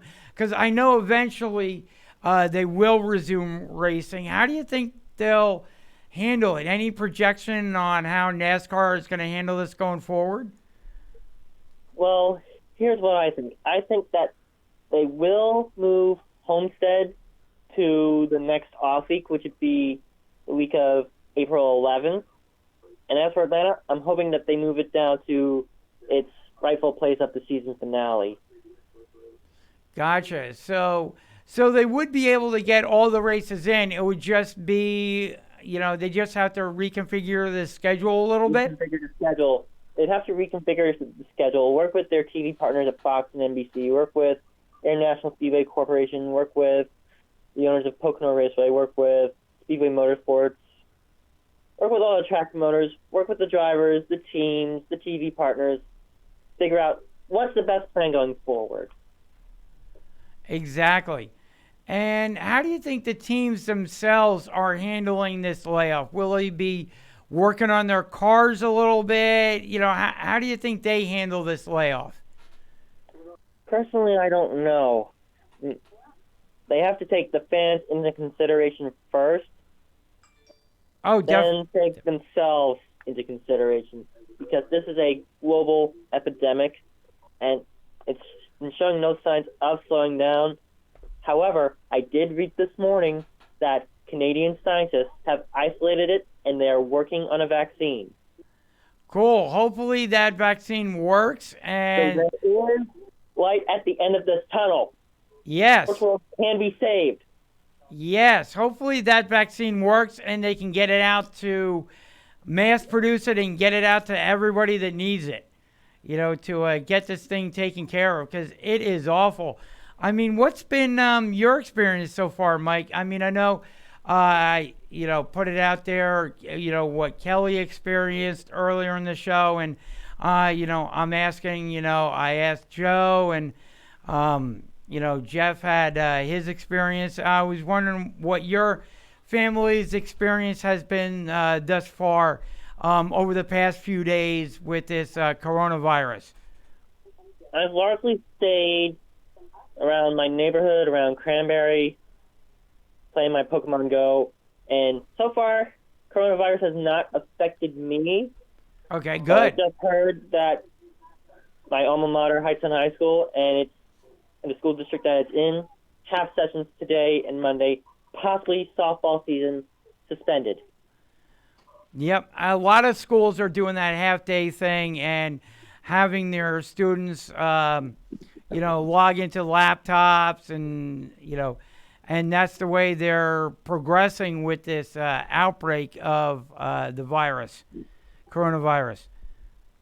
I'm hoping that their softball season is not canceled because I'm looking forward to seeing my Hightstown Rams in action on the softball diamond. I hope it's not canceled. I hope it's not canceled too, because you have some and I said this with the NCAA tournament. You have seniors that this is going to be their last games, as far as high school goes or colleges go, and they're going to be missing out on these moments that are never going to get back. But then again, for the seniors, if this is the worst thing that ever happens to them, then they're going to be living a pretty good life. Yeah. They can always fail and be held back 1 year. Nah, you don't want to do that. Please. You want to get straight A's so that you can get into a good college if you're in high school. Or you want to get straight A's so that you can get, you can show sports teams, professional leagues, how good you are, as a student. But yeah, I mean, it is literally starting to impact everyone. There's the only thing that we have going forward is the NFL. They have not pushed back the start of the league year. As I mentioned in the previous segment, they're going forward with that. Joe mentioned that there's a certain defensive end that the Giants may be looking at. What would you like to see the New York Giants do in free agency? I'd love to see them bolster their defense with Avian Clowney. I'd love to see them bolster their offensive line, get more protection for Daniel Jones. But yeah, this is very difficult to think about now with this outbreak going around. And I'm having trouble processing this. I really am. It's difficult. A lot of people are. Now, let me ask you this, Mike. Would you have pushed back the start of the league year, or would you have kept it the way it is? I really don't know. I think I may have pushed it back a week. Okay. Pushed everything back a week. That's not a... So just so the medical community could have time to catch up. That's not a bad idea. Because if it's only a week, like you said, it gives everybody a chance to breathe easier a little bit more. Maybe things start dying down just a little bit. That would be the, cross your fingers hope that it did. But especially with Canada catching up with this new research, this new vaccine in development.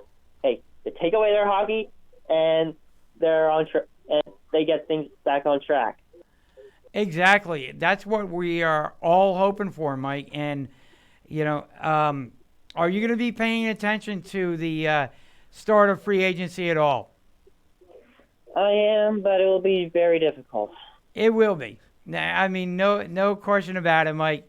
I think, it is because, this coronavirus, has an incubation period about it too, because a younger person who's not really thinking about it could be housing the coronavirus. It could be in that incubation period. Yeah. And then they go around their grandparents or an elderly person, and that affects the elderly more than it does the younger population, apparently.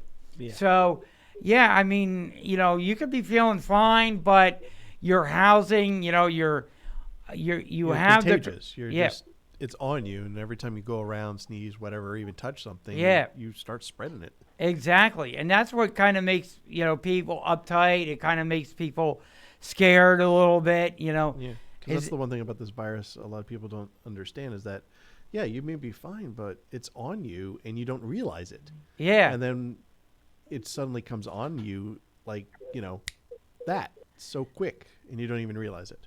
And I'm going to throw this out there, too. As far as the coronavirus goes, it may be living it.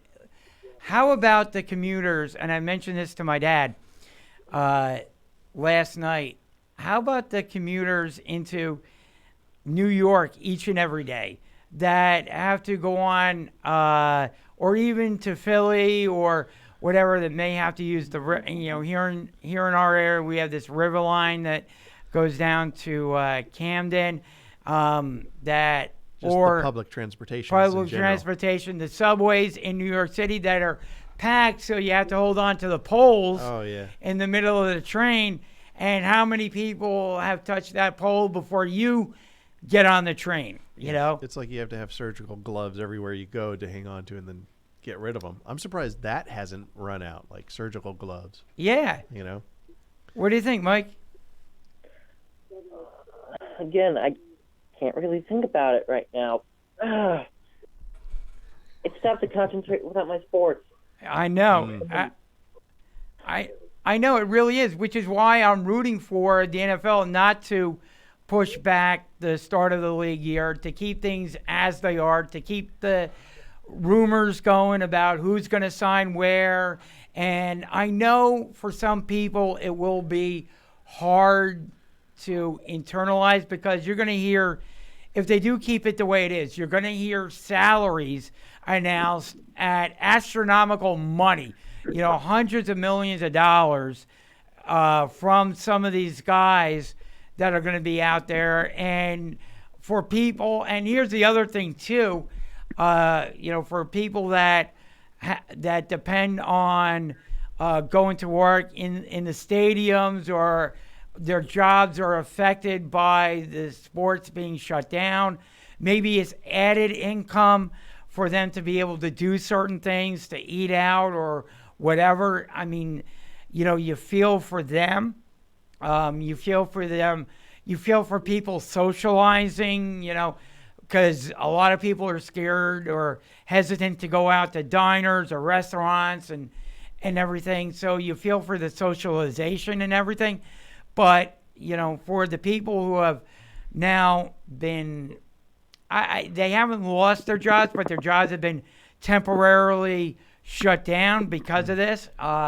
You feel for them. I know, I heard there's at least one athlete that is putting aside some money to benefit the workers in his stadium. What was that, Mike? That's Kevin Love. Kevin Love. $100,000 to help the arena work.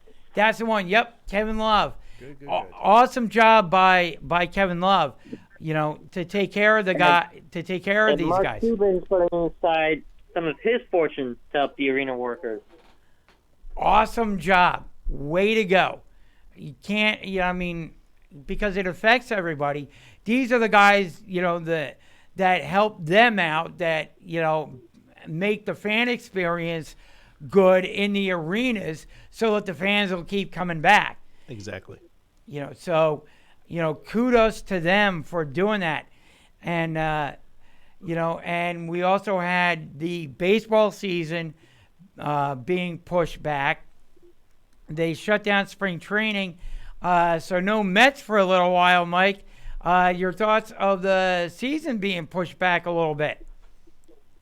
I'm growing more and more skeptical that games are going to be played in April now. I'm agreeing with you on that because what people don't realize is they push back, the start of the season 2 weeks, but the starters need a couple of when they decide to resume the season. Number one, two things that I think people have to take into consideration is, number one, they have to be ultimately assured that no player in Major League Baseball is going to come down with the coronavirus. Because the last thing that MLB wants to have happen is they ramp things back up and then whatever player it is, bench player or coach for that matter. Or star player like Harper. Or Harper. Anybody, coach, player, manager, whomever it is. Bat boy. Comes down with the coronavirus because then you're done. Because then you definitely have to shut things down at that point. So two things. Number one, they have to be assured that, okay, we got the coronavirus under control. Players are not at risk. We're going ahead and we're ramping things up. Well, once they decide that, now all of a sudden you have to give starters a reasonable, and the other players too, but especially starters, a reasonable time. We'll say maybe 3 starts, exhibition starts, before you can go ahead and start the regular season. So that's going to take a little bit of time. So you're right. I'm very skeptical that right now they're going to be able to play games in April. I think you're right, Mike. I think at best right now you're looking at May for the start of the Major League Baseball season. Yeah, right now I'm looking at Memorial Day for the start of the season. Could be. That's going to set things to about 120 games. Yeah, and here's the thing, though. I'll throw out there as well is necessity can be the mother of invention because we've heard different things about the NFL, about the NBA, NHL, Major League Baseball when it comes to shortening of the season. And, they play too many games. It would be better to get to the playoffs. Well, now, if you're the commissioner, now, again, things have to be collectively bargained and, you have to talk to the players union and all that. We get that. But if you're the commissioner, if you're the owners, if you're the players, with this shutdown or postponement of some of these seasons, NHL, basketball, baseball, hockey and everything, you now have the opportunity to test out that theory as far as what would happen if we shortened a Major League Baseball season and only had, instead of trying to jam in there all 162, if we shortened the season and only had 140 games, 130 games, whatever the case may be, how would the season look? You have that opportunity now in Major League Baseball.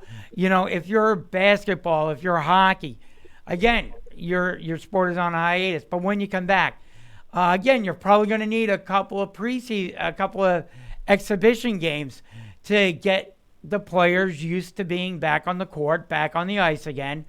So again, you have the opportunity to look at what your schedule would be. How do players adapt to it? What is the schedule? What do things look like with a shortened NBA regular season? And you have this golden opportunity to actually take a look at it, to get the players' feedback, and maybe this leads to increased talks about during future collective bargaining agreements of maybe shortening the season a little bit, adding more playoff teams, moving the playoffs up, adjusting it a little bit. So, necessity may be the mother of invention in this instance. What do you think? I really can't think now. I think this may be a good move in the short term, but in the long term, again, the fans will have to be the critics of that one. Yep. Completely agree, Mike.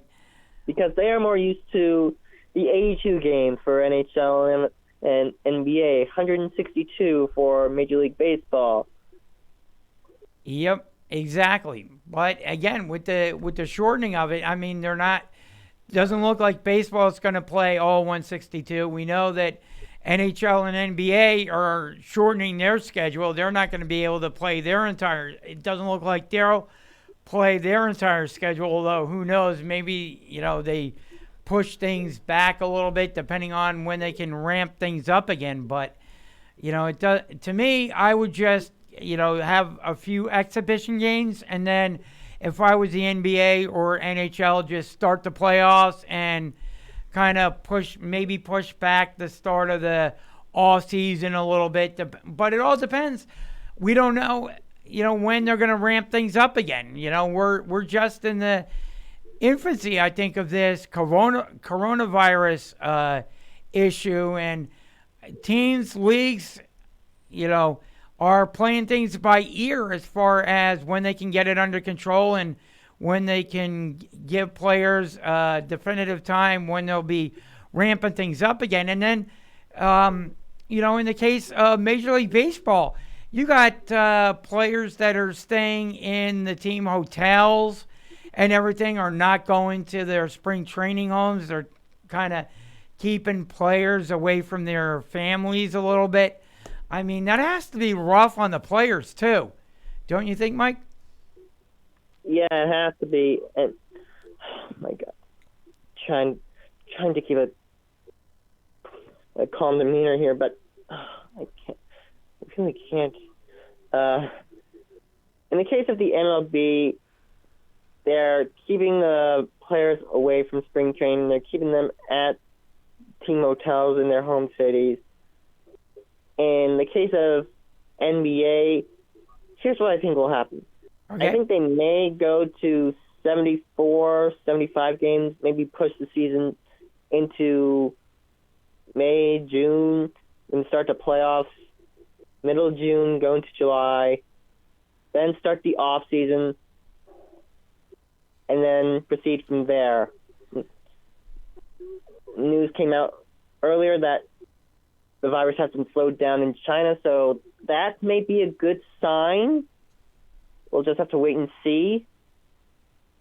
Yep, I would agree with you. Any type of slowdown, any type of coming up with an antidote to this thing would be greatly appreciated. The sooner they can get this thing under control or taken care of, the better, in my mind. Yep. The vaccine is still in early testing. Canada has given, I think, $2 million for the early testing. Yep. So I'm expecting that testing to go at least a month. Okay. Before they proceed onward. Yep. So we'll see how Canada handles this. Yep, exactly. Well, Mike, I want to thank you for joining us this week. Can't wait to talk to you next Friday. Hopefully we have some better news on the coronavirus, and we can talk some NFL free agency signings with you. I sure hope we'll have some more to talk about then. I hope so too, Mike. All the best to you and your family, and hopefully nothing impacts you and you guys get through the week happy, healthy, and safe. Same here, Jay. All right, Mike. Have a good one. You too. And, of course, that was our awesome contributor, Mike Nebbia. But you can hear in his voice how it is affecting him. And yeah, so sad. Yeah. I can understand. Yeah, I was going to tell him, there's always video games to get that sports kick, If you get into that, that should hold you over.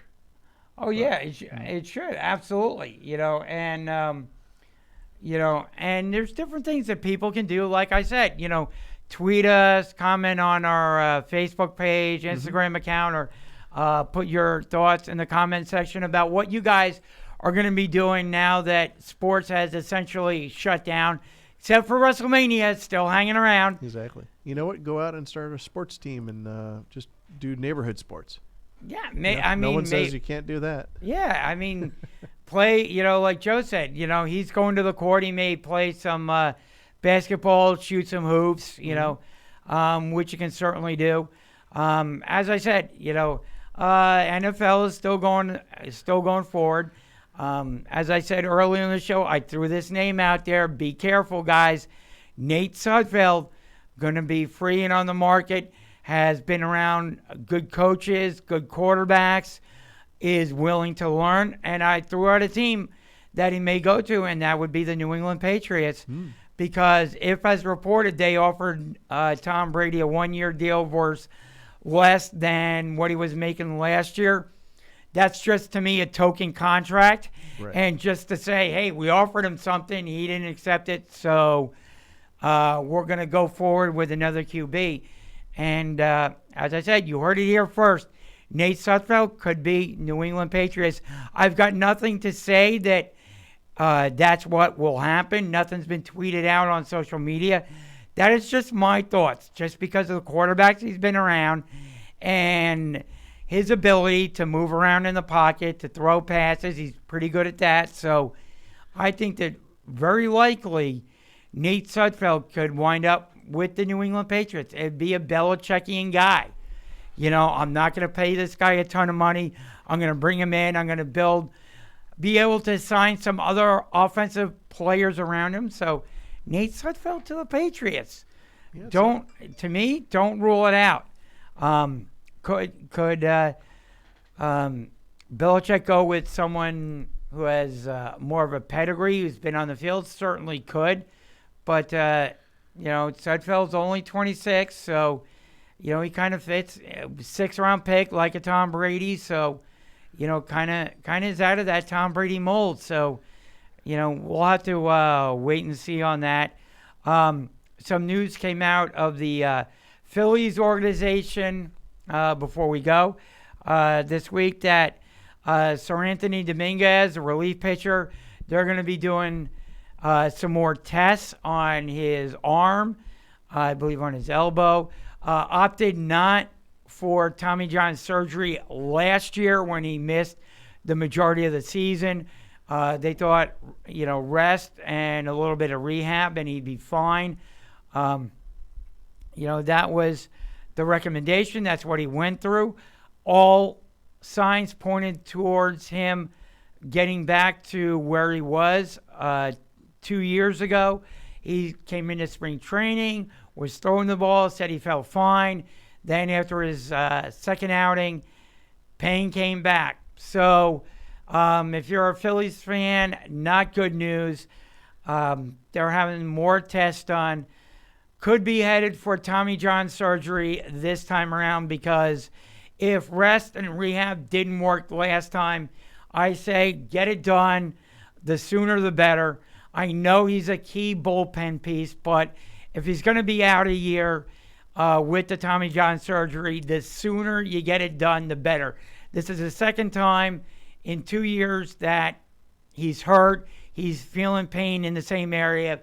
I say go in there, have the Tommy John done, shut him down for the year. So that way, in a year or two, when he comes back, you can have him, and he'll be a brand new pitcher. He'll reset the odometer on his arm. So I know it'll hurt because the Phillies bullpen is so uncertain, and we'd love to see Sir Anthony as part of it. And I know the test may come back and, we didn't see anything, or, if he gets a couple more weeks of rest. No, shut him down, have the Tommy John surgery, be done with it, and let him rehab from that and get him back in a little over a year. Sooner than later with that. And I'm sure Joe Girardi and the Phillies coaching staff can figure out a way to cobble together a good pitching staff. And remember this too. Alec Baum is going to be coming up at some point, probably sooner rather than later during the course of this season. And when he does come up, that's going to create possibly a trading piece from the Phillies because, you're not bringing up Alec Baum to sit on the bench. So once Alec Baum comes up, probably if he's doing, once they resume baseball activities and the baseball schedule, if Alex Baum does come up, then all of a sudden you've got an excess of players there. He's going to be playing every day. You're going to have to trade a piece off of your major league roster, and whether that be if that is a position player, you can probably get a decent relief pitcher for whatever position player you're going to move. So could it be Gene Segura? And, maybe Gene Segura fetches you a couple of, if he's having a good season, couple of good relievers. So there you go. You solved your bullpen problem. You might have solved your bullpen problem there for this year and next year. And then when Sir Anthony comes back healthy again, boom, you may have an even better bullpen at that point. So there you go with the Phillies news for this week. Shoot, I forgot. This Hero segment is killing me. Because I keep forgetting about it. I keep forgetting about it. So we will bring it back next week. All right. So I will give you mine for this week. It is somebody from a couple of weeks ago. Let me get my Heel or Hero segment going here. Okay.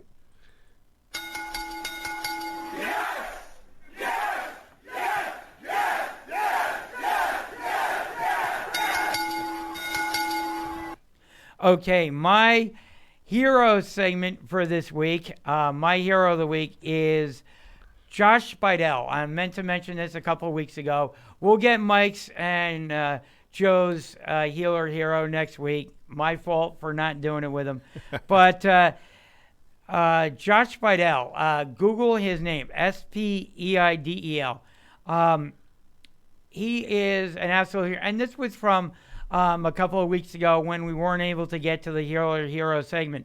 But after overcoming a traumatic brain injury, Josh Bidell started and scored a basket for the Vermont Catamounts versus Albany on senior night. And it was a tremendous thing. He had gone to Vermont.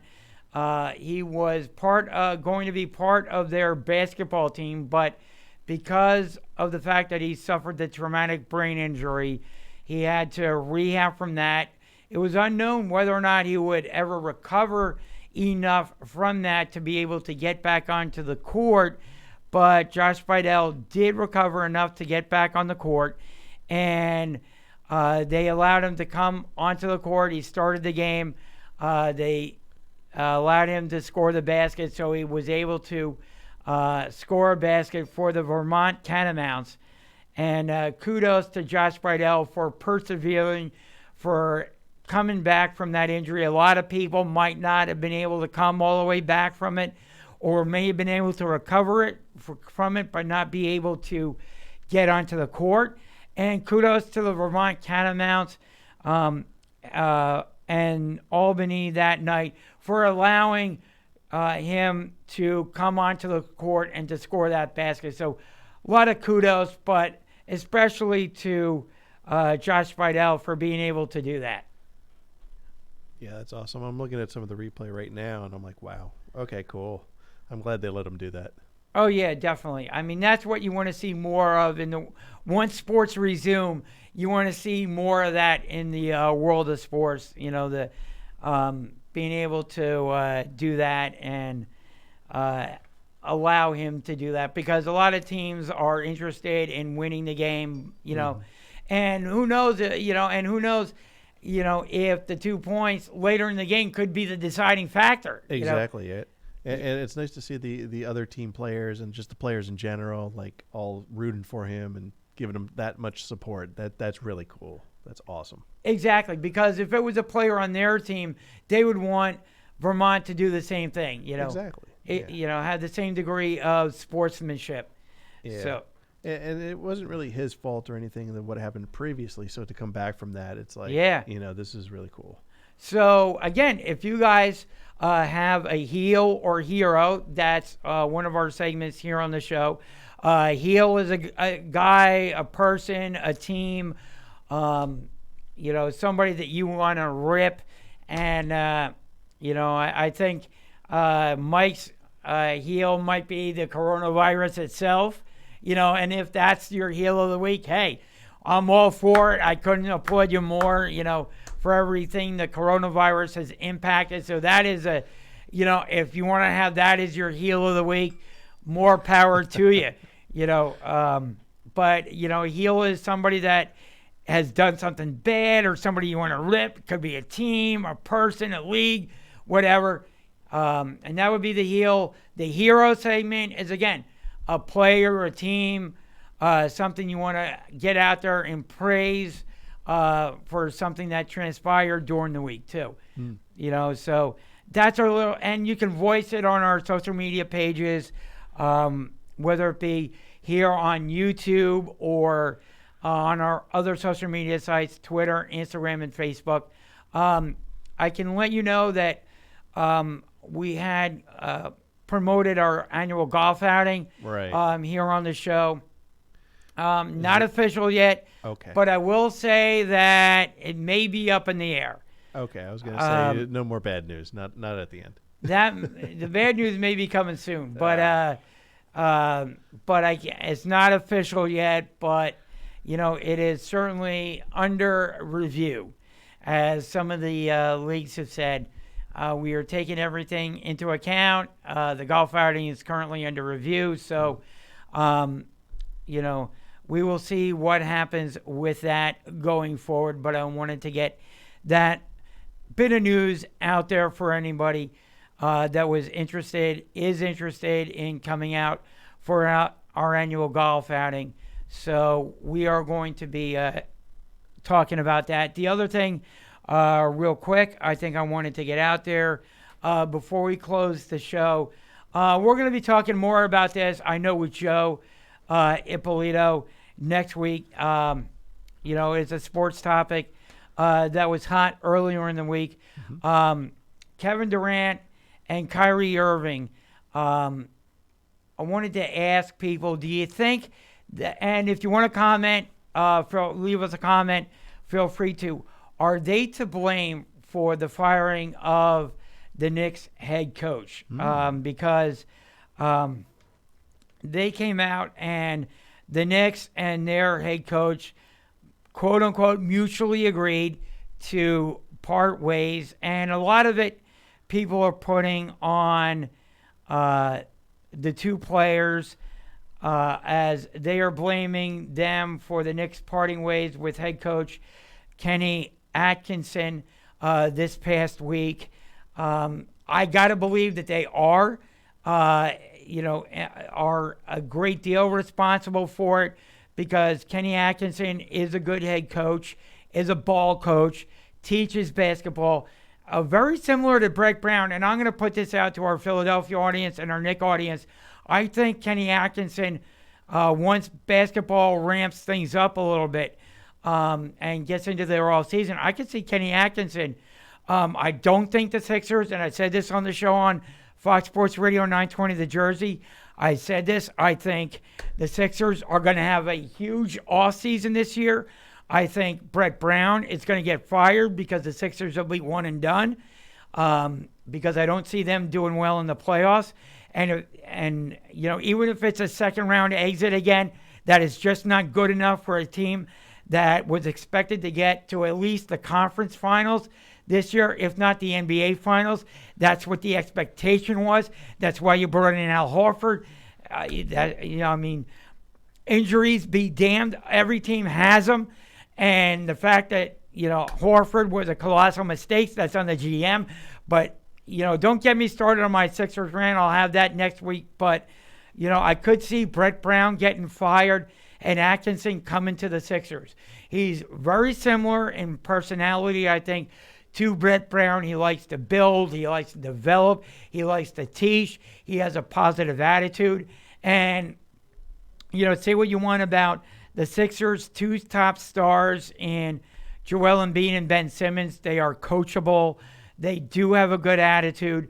So I think Atkinson would work well with them and would work well with some of the players on the Sixers roster and maybe even some of the free agents that would be coming in. But I am going to wrap things up for this week's show. I want to thank everybody for joining us. Reminder, we will next be on air on Fox Sports Radio, 920 The Jersey. You can download the app at sportsskilletradio.com. Check out our website for all the latest sports news and information. Also, click subscribe so that if we come on early or a little bit later on a given week, you have all our information there and you get the alert on your mobile device that, hey, we're on the air. Tune in. We love to have you commenting. We respond to all the comments that are there and also our social media sites, Twitter, Instagram, and Facebook as well. Have a great week, everybody. Stay safe. Stay healthy. We want you back next week. And, hey, if you're off next Friday, tune in because we want to continue to build our audience. Spread the word about Sports Skillet Radio. Any parting words, Jeff? Or just stay safe out there and don't hoard the TP. Exactly. Or the Purell. We want the Purell to have for everybody to go around because everybody needs the Purell. Or just wash your hands with soap. Exactly. Take care of yourself because you can affect others. Exactly. What you do yourself affects the elderly, affects everybody around you, your family, your friends, the elderly, because it may not be you that's ultimately offended, but like we said, you could be a carrier and you could wind up spreading the virus to somebody you're not expecting to spread it to. So exactly. Keep safe. Purell, here you go. Purell your hands right there. I'm doing it myself. So right there, stay safe, stay healthy. We want to see you back watching us every Friday and tuning in on Sunday morning at 11 a.m. Fox Sports Radio, 920 The Jersey, and sportsskilletradio.com and here on YouTube. Another fine job by Jeff Scott with the video. Thanks to Joe Ippolito, Mike Nebbia, and who knows, we may have some good guests on next week and on our show on Fox Sports Radio 920 The Jersey. Cool. All right. Stay safe and stay healthy, everyone. We will see you right back here again next Friday afternoon. Now say this out loud as you're driving around in your car. Join Sports Skillet.